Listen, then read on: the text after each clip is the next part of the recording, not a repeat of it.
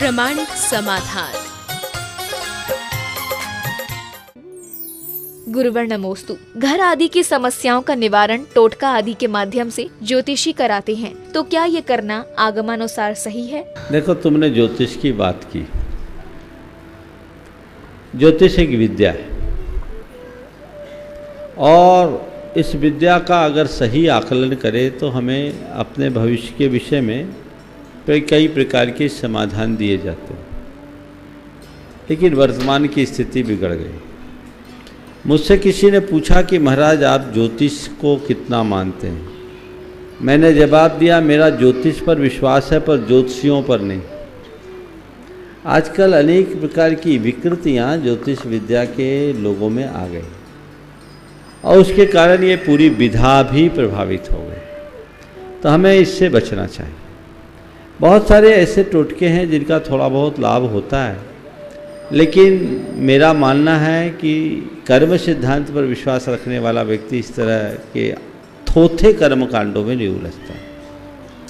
हमें उतना ही अपनाना चाहिए जितना आवश्यक है, अधिक कभी नहीं अपनाना चाहिए।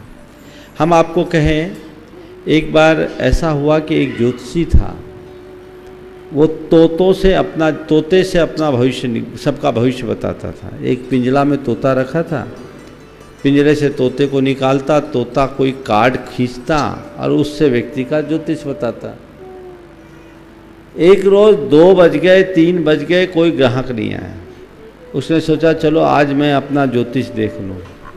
तो तोता बाहर निकला, उसने कार्ड उठाया, कार्ड पर लिखा था बेईमानी का धंधा बंद करो। समझ गए? तो इन चक्करों में ज़्यादा नहीं पड़ना। बहुत सारे ऐसे थोथे कर्मकांड लोग बता देते हैं जिनका कोई औचित्य नहीं और लोग अंततः परेशान होते हैं। अनेक लोगों के जीवन का अनुभव है कि खूब ठट कर्म करते हैं लेकिन हार कर कहते हैं कुछ हुआ ही नहीं। तो भैया, जब भी तुम्हारा अशुभ कर्म हो, इस फालतू कर्मकांड को करने की जगह भगवान की शरण में जाओ, भक्ति करो, उपासना करो, साधना करो, त्याग करो, तपस्या करो, दान करो।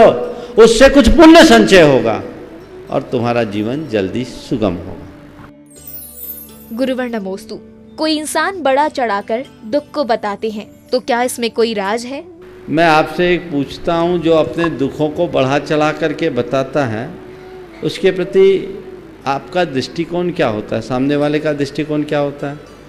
एक बार तो सहानुभूतिपूर्वक सुनते हैं, बार बार ज़्यादा बताने लगे तो उससे लोग किनारा काटना शुरू कर देते हैं। तो अपना दुख तो किसी को बताने ही नहीं चाहिए। दुख सहने की चीज़ है, बताने की नहीं। सुख बांटने की चीज़ है। जहाँ तक बने अपने दुख को अपने आप सहो, किसी से कहो मत, तो वो तुम्हारा दुख ठीक होगा। तुम उसको स्वीकारोगे तो तुम्हारा दुख कट सकता है। और दुख बताओगे तो और क्या होगा, लोग 4 सहानुभूति के शब्द भले सुना देंगे लेकिन समाधान नहीं दे पाएंगे। गुरुवर नमोस्तु। विदेशों में मंदिर व श्रावक तो हैं, पर ज्ञान देने के लिए दिगंबर संत नहीं है, तो ज्ञान अर्जन के लिए क्या करें? देखिए, ऐसा है, बात सही है कि इस भारत भूमि में तो सब प्रकार की धार्मिक सहूलियतें हैं और भारत से बाहर आज ऐसी सुविधाएं नहीं। उनका काम कैसे चलेगा? बात सही है, पर वर्तमान जो अंतर्राष्ट्रीय स्थितियां हैं और वहाँ की जलवायु आदि है, उसको देख करके यही कहा जा सकता है यहाँ के मुनि जा नहीं सकते और वहाँ के मुनि श्रावक जो है मुनि बन नहीं सकते। दुविधा है। आपने बिल्कुल ठीक कहा, वहाँ के लोग विशुद्ध जैनी हैं या विशुद्ध भारतीय हैं। उनके अंदर जो धर्म की भावनाएं हैं बहुत अच्छी है। मेरे संपर्क में ऐसे सैकड़ों लोग। तो क्या करें? आपने पूछा धर्म क्या करे, तो जहाँ मुनि जा सके वहाँ मुनियों से धर्म की प्रभावना हो और जहाँ मुनि ना जा सके वहाँ श्रावक धर्म की प्रभावना करें। वे लोग जिस तरह से धर्म प्रभावना कर रहे हैं वैसे ही करते रहे और समय समय पर यहाँ आकर अपनी बैटरी चार्ज करते रहें। और वर्तमान युग तो टेक्नोलॉजी का युग है, संचार क्रांति का युग है। मुनि सशरीर भले वहाँ नहीं जा सकते, लेकिन वहाँ के लोग भी मुनियों के दर्शन रोज करते हैं। अभी भी अनेक लोग ये कार्यक्रम देख रहे होंगे प्रामाणिक ऐप के माध्यम से, जहाँ टीवी नहीं जाती, फिर भी लोग देखते हैं, इंटरनेट के माध्यम से देखते हैं और पूरा लाभ लेते हैं। न केवल लाभ लेते हैं अपितु उसे अपने जीवन में भी उतारते हैं। तो जो आप प्रत्यक्ष लाभ ले रहे हैं वही लाभ वो भी लेते हैं। बस एक ही चीज़ का अभाव उनके साथ रहता है, वह है पात्र दान का, आहार दान नहीं दे पाते। तो उनके लिए मैं कहूँगा अनुमोदना करो और साल 2 साल में एक बार यहाँ आओ और पूरी कसर निकाल करके चले जाओ, तुम्हें वो लाभ मिल जाएगा जो यहाँ रोज रहने वाले को भी नहीं मिले। गुरुवर नमोस्तु। मोबाइल में जिनवाड़ी और भगवान आदि फोटो को रखने से क्या कोई दोष लगता है? देखिए, मोबाइल में जिनवानी रखने का मैं निषेध नहीं करता, क्योंकि आज का युग डिजिटल युग हो गया, सब कुछ डिजिटलाइज होता जा रहा है। रखिए, पर विवेक रखिए। मोबाइल में अगर आपने जिनवानी को डिजिटल फॉर्मेट में रखा है तो उसे एक कोई सामान डाटा के रूप में न देखे, उसे जिनवानी के रूप में देखे, उसका समादर करे और शुद्धि का प्रयोग करे। चाहे जब चाहे जैसी स्थिति में उन फाइलों को न खोलें। वो पड़ा है, डाटा पड़ा है, उसको ऑपरेट नहीं कर रहे हैं तो कोई दोष नहीं। अगर ऑपरेट कर रहे हैं तो शुद्धि के साथ, विनय के साथ करें। इसलिए तो मैं कहता हूँ, अगर ऐसा है तो आप रोज़मर्रा के व्यवहार के लिए अलग रखिए और धार्मिक कार्य के लिए एक अलग गैजेट रख लीजिए। ऐसे आप लोग 2-2, 4-4 रखते हैं तो क्या फ़र्क पड़ता है? सोने में सुगंध हो जाएगा, दोनों काम हो जाएगा।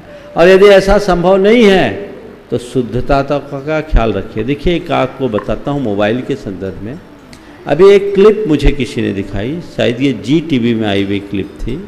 एक रिसर्च हुआ और कहा गया कि आपकी ये जो मोबाइल है वो आपके टॉयलेट के, क्या बोलते हैं उसको, WC, उससे भी ज़्यादा गंदी है। टॉयलेट की WC से भी ज़्यादा गंदी है आपकी मोबाइल। और ये प्रयोग किया गया और डॉक्टरों को ये अब सलाह दी जाने लगी कि ऑपरेशन थिएटर में मोबाइल लेकर न जाएं। और आप लोग पूजा करते तो मोबाइल रखते हो, आहार देते हो तो मोबाइल रखते हो, कपड़े तो शुद्ध पहने, वो क्या रखे हो हाथ में? पूरा साइंटिफिक आप लोगों ने भी देखा होगा मेरे ख्याल से। तो आप लोग तो देख के रख देते हैं, असर तो कुछ पड़ता नहीं है। इस पर विचार कीजिए। मुझे बताया तब से मैंने तो, कोई अगर चौके के टाइम में मोबाइल लेता, देख लेता है, दिख जाता तो मैं तो उसको सीधे बाहर निकालता हूँ, जा तू तो महाअशुद्ध हो गया। ये विज्ञान की अवधारणा है। आप सोचो, टॉयलेट की WC से ज़्यादा गंदी। तो जिस मोबाइल का आप 24 घंटे प्रयोग करते हैं उस मोबाइल में इस तरह के डाटाज मत रखिए, और जिसमें डाटा रखते हैं उसकी शुद्धता का प्रयोग करें। उसमें उन्होंने कहा कुछ, एक कोई केमिकल बताया, स्प्रिट से दिन में एक बार उसको साफ करें तो आप बच सकते हैं। वो तो इन्फेक्शन से बचने की बात की। हमारा धर्म तो पूरी तरह जीव हिंसा से बचने की बात करता है, इसलिए हमें इन सब का बहुत ध्यान रखना चाहिए। गुरुवर नमोस्तु। कर्म सिद्धांत किसे कहते हैं और कर्म का रहस्य क्या होता है? हमें सबको पता है कि हमारा जीवन कर्म से संचालित होता है। हालांकि कर्म शब्द के अनेक अर्थ हैं और अलग अलग संदर्भ में कर्म को अलग अलग रूप में देखा गया है। व्याकरण की दृष्टि से हम जब कर्म शब्द पर विचार करते हैं तो जो किया जाए उसको कर्म कहते हैं। हम अगर गीता के हिसाब से विचार करें तो कर्म का मतलब हमारा पुरुषार्थ है। हम वैदिकी के हिसाब से, वैदिकों के हिसाब से विचार करें, जो याज्ञिक कर्मकांड में जुड़े हैं उनके द्वारा उनकी याज्ञिक कर्मकांड या क्रियाएं ही उनका कर्म है, जिसे नित्य कर्म के रूप में जोड़ा जाता है। लेकिन जैन दर्शन की दृष्टि से जब हम कर्म की बात करते हैं तो कर्म का मतलब एक स्वतंत्र सत्ताभूत पदार्थ है। एक ऐसा पदार्थ है जो हमें परतंत्र करता है, जो हमें बंधन में डालता है, जो हमें संसार में रोकता है, जो हमारे आत्मा के गुणों को प्रकट नहीं होने देता, जो हमें दुखी करता, वो कर्म। उस कर्म और आत्मा का संबंध अनादि से है। लेकिन ये संबंध कैसे है और इसका अंत कैसे होता है, इसे बताने वाले सिद्धांत का नाम कर्म सिद्धांत है। और कर्म सिद्धांत ये बताता है कि प्रत्येक प्राणी के अंदर 24 घंटे कोई ना कोई प्रवृत्ति होते रहती है, चाहे वो मन की हो, वचन की हो या शरीर की हो, एक्टिविटीज चलती। हमारी इस प्रवृत्ति के परिणाम स्वरूप हमारे इर्द गिर्द रहने वाले वे परमाणु जो कर्म के रूप में परिवर्तित होने की योग्यता रखते हैं, जिसे कर्म परमाणु कहा जाता है, वे सब कर्म के रूप में परिवर्तित हो जाते हैं, ट्रांसफॉर्म हो जाते हैं और हमारी आत्मा से एकाकार हो जाते हैं, जुड़ जाते हैं। कालांतर में वे ही कर्म अपना समय आने पर फलते हैं और हमें अपना अच्छा बुरा फल देते हैं, जिससे हमारा जीवन चलता है। इसका पूरा एक सिस्टम है, कैसे बंधते हैं, कैसे फलते हैं, इन्हें कैसे नष्ट किया जाता है, इसे कर्म सिद्धांत में बताया जाता है। आपने पूछा कर्म के रहस्य को कैसे जाने। कर्म रहस्य के विषय में जिसे बड़ी सरल भाषा में जानना है, जिनेंद्र वर्णी की एक कृति है कर्म रहस्य, से जरूर पढ़ें, आपको सांगोपांग पता लग जाए। गुरुवर नमोस्तु।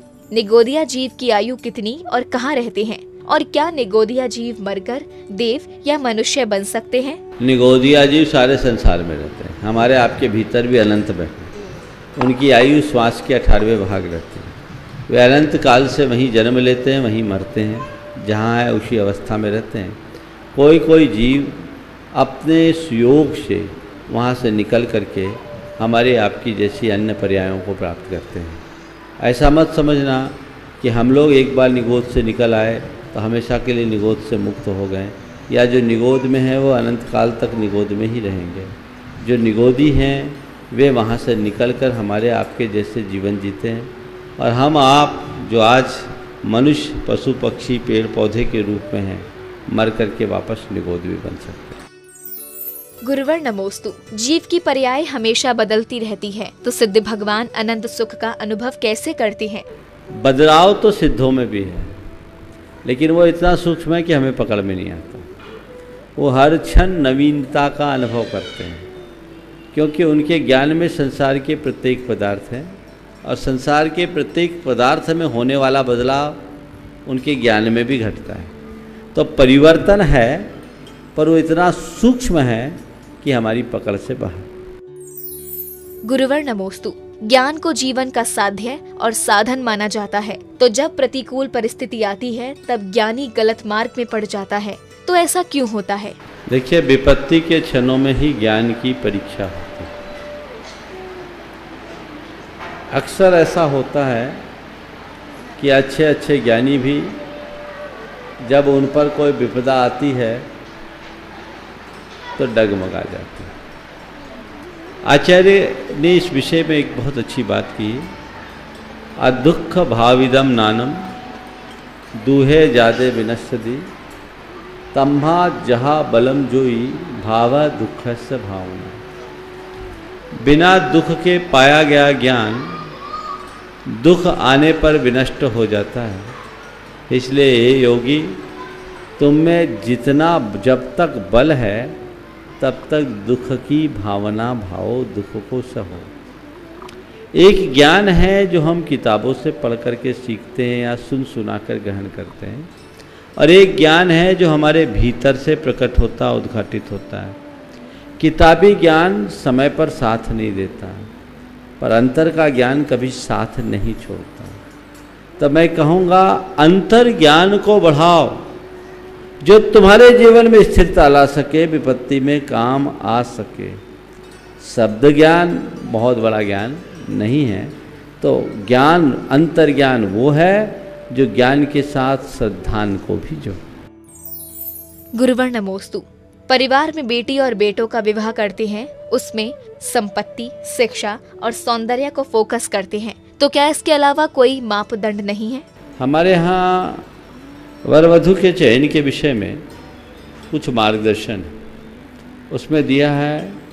कूलम शीलम विद्या रूपम धनम यशम, इनका विचार करो। पहले कुल देखो, फिर उसका शील देखो, फिर धर्म देखो, कूलम शीलम धर्मम, फिर उसका वित्त देखो धन, फिर रूप देखो, उसका यश देखो, अलग अलग चीज़ें देखो, क्योंकि कुल शील के अनुरूप ही मनुष्य का जीवन चलता है। प्रायः लोग ऊपर की चीज़ों को देखते बाद में धोखा खाते हैं। इसका ही आजकल कुपरिणाम आ रहा है कि आजकल विवाह हो तो जाते हैं, निपटते बहुत कठिनाई से हैं। इधर विवाह होता है, इधर तलाक की बातें आना शुरू हो जाती है। ये सब क्यों हो रहा है? ये एकदम गलत ट्रेंड है, हमें इसमें बदलाव लाना चाहिए। हमें धन से ज़्यादा गुण की तरफ ध्यान देना चाहिए। गुणी होगा तो धनहीन होने पर भी साम्राज्य खड़ा कर लेगा, और अवगुणी के पास कितना भी धन होगा कुछ भी नहीं होगा। गुरुवर नमोस्तु। आजकल बच्चों को धर्म आदि बातें याद करानी पड़ती हैं और फिल्मी गाने अपशब्द आदि याद नहीं कराने पड़ते हैं, तो उसका क्या कारण है? कोर्स की बातें याद करनी पड़ती है, धर्म की बातें रटानी पड़ती है, लेकिन गालियाँ, एक्टर एक्ट्रेस के नाम, क्रिकेटर्स के नाम और लोगों के नाम बिना सिखाए सीखने में आ जाते। इसकी वजह क्या? ये है हमारा संस्कार और अभिरुचि। एक तो जन्म जन्मांतरों का संस्कार हमारे साथ ऐसा जुड़ा हुआ है, जिसके कारण हम लोग इस तरह के कृत्य कर लेते, सबके साथ जुड़ा हुआ है, बिना सीखे सीख जाते हैं। फिर रुचि भी उनमें ज़्यादा है। तीसरा इन्वायरमेंट, पूरा वातावरण। इसी के आधार पर आजकल एक रिसर्च चालू हुआ है। वो अब कहते हैं कि हम बच्चों को सिखाएं नहीं, बच्चों को सीखने का मौका दें, वो ज़्यादा प्रभावी होगा। कल ही परसों मुझे किसी ने बताया कि एक वैज्ञानिक ने एक प्रयोग किया। वो एक जगह कंप्यूटर टांग दिया, नाम मैं भूल रहा हूँ, और कंप्यूटर टांग दिया, वहाँ कोई बताने वाला नहीं है, लेकिन उससे कंप्यूटर से अनेक बच्चे आते जाते कंप्यूटर ऑपरेट करना सीख गए। तो अब विश्व में इस पर भी विचार चल रहा है कि हम बिना सिखाए कैसे सीखें। लोगों का इंटरेस्ट क्रिएट कर दें तो हम ज़्यादा अच्छा सीख सकते हैं, सिखा सकते हैं, निखार ला सकते हैं। तो ये चीज़ें हैं। ये जो इतनी भी नेगेटिव बातें हैं वो संस्कारों से लोग सीख लेते हैं, उसके प्रति रुचि वैसी है, पूरा वातावरण वैसा बना हुआ है। इसलिए हमें ऐसे वातावरण को भी दूर करना चाहिए, वातावरण को बदलना चाहिए। ऐसे वातावरण से अपनी दूरी बना के रखना चाहिए, अपनी रुचि को बदलना चाहिए, ताकि हम जो हमारे सीखने लायक चीज़ें उनको सीख सकें, और ऐसी चीज़ों के प्रति हमारी रुचि बढ़नी चाहिए जिन्हें हम सीखना चाहते हैं। गुरुवर नमोस्तु। जब हम कोई कार्य के लिए जाते हैं तब कोई बिल्ली रास्ता काट जाए तो क्या हमें ये अपशकुन मानना चाहिए? देखिए, अभी 2 दिन पहले ही मैंने कहा था कि इस तरह के अंधविश्वासों में नहीं पड़ना चाहिए। देखिए, एक बात और बताता हूँ, ये शकुन शास्त्र है। शकुन शास्त्र में ऐसा लिखा है, जिसको लोग प्राय नहीं जानते, कि आप अगर किसी कार्य के लिए जा रहे हैं, प्रथम बार अपशकुन हो तो 8 उच्छ्वास तक रुक जाओ, दूसरी बार हो तो 16 उच्छ्वास तक रुक जाओ, तीसरी बार हो तो काम मत करो। तो उनसे पूछो कितनी बार बिल्ली ने रास्ता काटा, तो कोई दिक्कत नहीं है, समय निकालने के बाद कर सकते हैं। 8 उच्छ्वास से तो कई उच्छ्वास निकल गए होंगे। आप लोगों के समाधान के लिए बात करता हूँ, एक तो इनको इग्नोर करो, फिर भी यदि मन में बात बैठ जाए तो 9 बार नमोकार मंत्र पढ़ो, उस जगह स्थिर रहो, भगवान का नाम लो, चलो सब अमंगल टल जाए। प्रमाणिक समाधान।